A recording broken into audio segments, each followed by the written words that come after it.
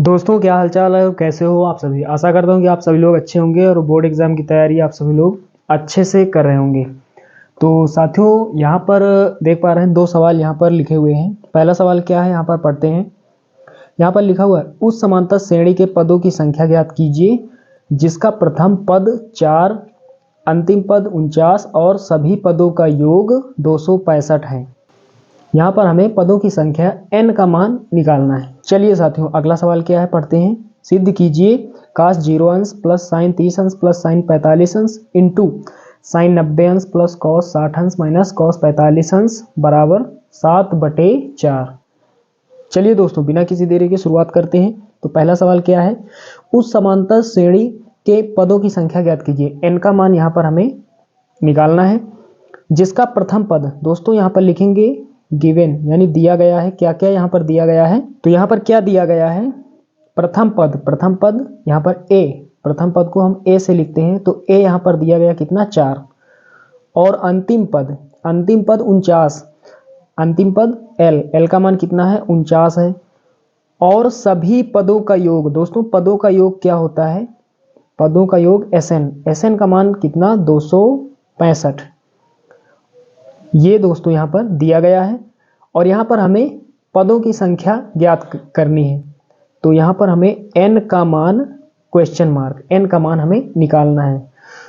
तो साथियों यहाँ पर सूत्र लगाएंगे। तो सूत्र क्या होता है n पदों का योगफल का, जब अंतिम पद दिया गया हो तो Sn बराबर होता है n/2 और ब्रैकेट में a प्लस l, ये होता है दोस्तों जब अंतिम पद दिया गया हो तब लिखते हैं Sn बराबर n/2 और ब्रैकेट में a प्लस l। चलिए सभी मान यहाँ पर रख देते हैं। Sn का मान कितना 265 बराबर लगाएंगे n का मान हमें निकालना है और बटे में 2।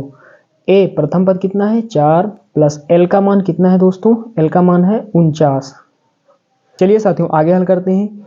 यहाँ पर देख पा रहे हैं 2 इधर भाग में है बटे में है, तो बराबर के इस तरफ आएगा यानी 265 की तरफ आएगा तो ये गुणा करेगा। तो इसे हम लिख सकते हैं 265 गुणे 2।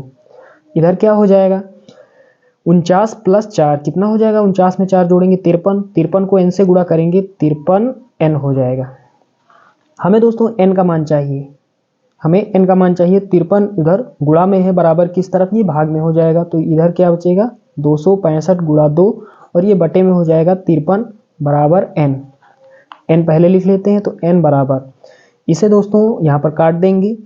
53 1 के 53 और 53 पंचे कितना होता है 265, 53 गुणे 5 जब हम करेंगे तो 265 प्राप्त होगा।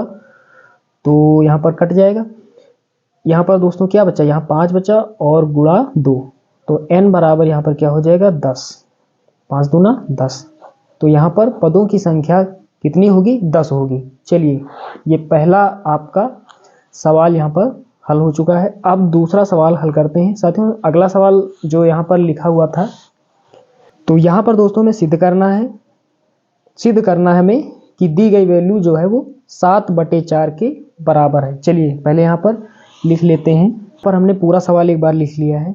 चलिए ये अब लेफ्ट हैंड साइड है, ये राइट हैंड साइड है। हमें लेफ्ट हैंड साइड लेकर चलना है और जो यहाँ पर हमें लाना है 7/4, ये राइट हैंड साइड में। चलिए अब यहाँ पर हम लिखेंगे लेफ्ट हैंड साइड लेने पर। तो लेफ्ट हैंड साइड दोस्तों क्या है cos 0 अंश, तो यहाँ पर लिखेंगे cos 0 अंश प्लस साइन 30 अंश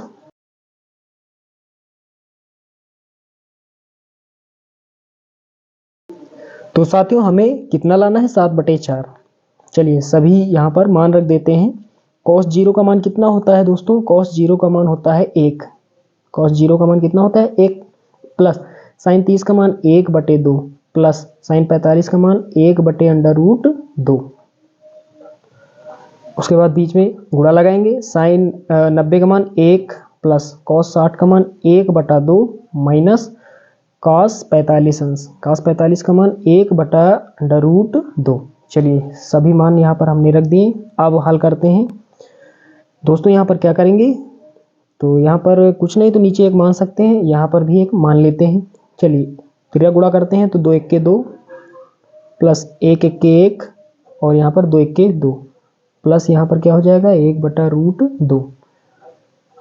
और यहाँ पर क्या हो जाएगा, यहाँ पर 2 1 के 2 प्लस 1 1 के 1 और नीचे 2 1 के 2 माइनस 1/√2।